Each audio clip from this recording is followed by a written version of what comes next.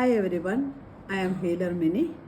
Today we will discuss how can we manage heart health with acupuncture points.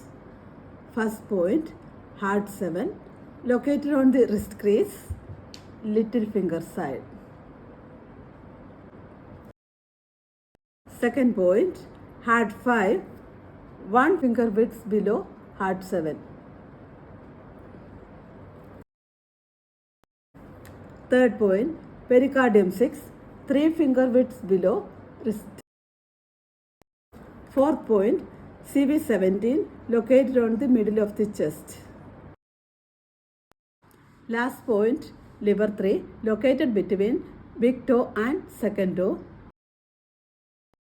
Press all these points daily, 30 to 60 seconds. You can support your heart health. Follow me for more acupuncture points. Thank you.